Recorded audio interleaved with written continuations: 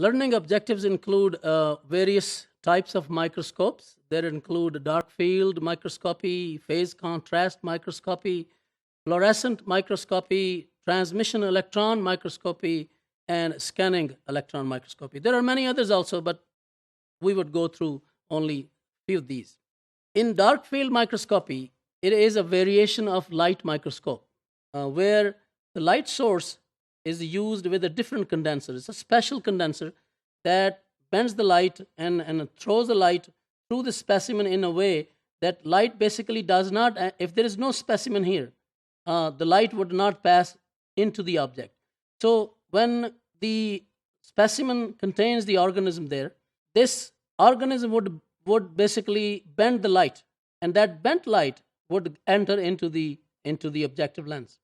And the advantage of this dark field microscopy is that the field other than the organism would appear as dark. So when the light strikes the organism would be lit. It would be looking like white against a totally black background. And that is the reason we call it dark field microscopy. The advantage of using this is that we don't have to stain the cells. Sometimes we use such microscopes like dark field, and there is another one, phase contrast, without staining the cells, because staining with chemicals kills the organisms. If we want to capture them alive or without disturbing their morphology, this provides a better tool. Another one is phase contrast microscopy. It also does not use any stain, and we can study the cells in vitro as live cells. The principle behind this phase contrast microscopy is that wave light rays, the light travels in waves. If the two waves, they follow each other in all aspects, like this is the peak of the wave and this is a trough of the wave. So a trough follows the trough, a peak follows the peak. So what we call that these two waves are in phase with each other. Here, the two waves, you see the trough of this wave is almost superimposed on the peak of this wave. So these two waves are at 180 degree out of phase with each other. The same principle of this phase change is used in phase contrast microscopy.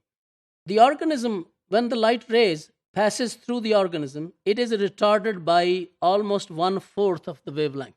And then in this microscopy, which is phase contrast, we have a special plate which is called phase plate, where you could see the depth or the size of the plate is not exactly the same at all places. Here, you see it is smaller than this portion.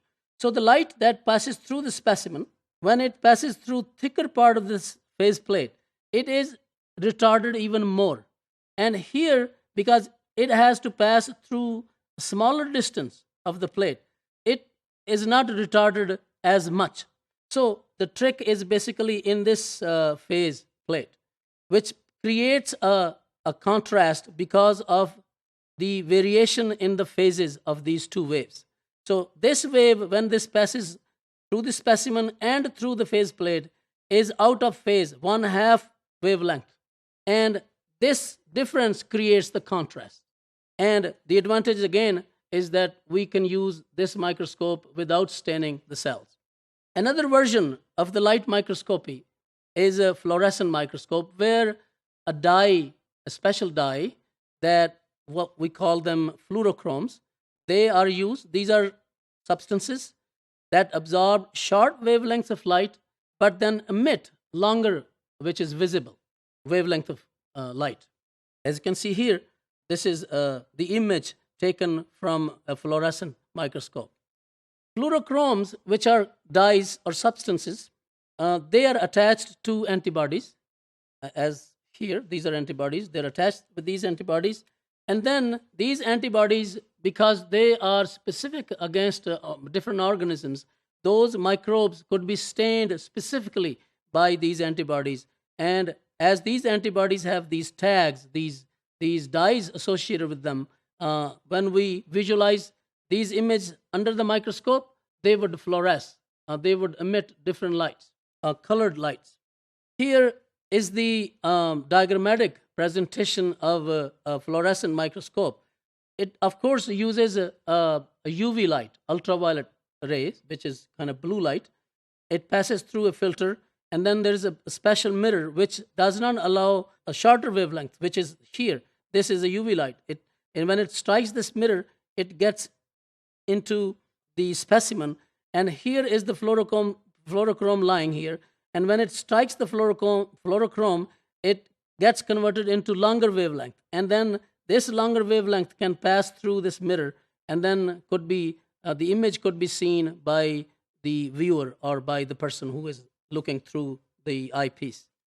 Here is again the same thing. There's a source of light, a UV light, of course, passes that light through, and then there's a dichromatic lens mirror, which allows longer wavelength to go through, and the observer can see that image through the eyepiece.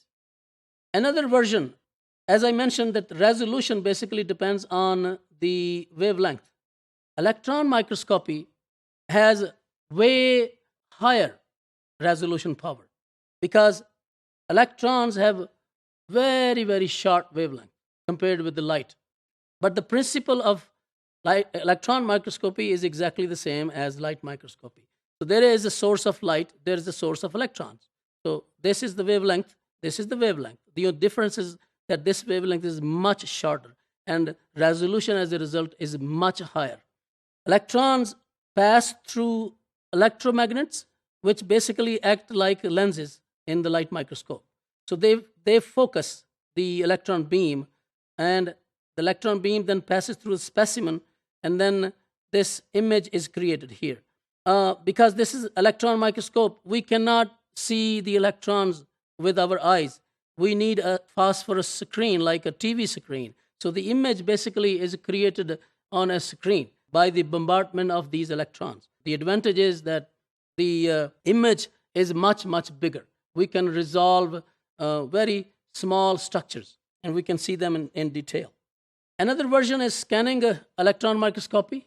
Here, the source of shorter wavelength is again the electrons. The only difference is that the electron, when strike the specimen, they are reflected off the specimen. And these reflected off rays of electrons or waves of electrons or electrons, they are collected by a detector, special detector, and amplified through the electronic circuitry of the scanning electron microscopy.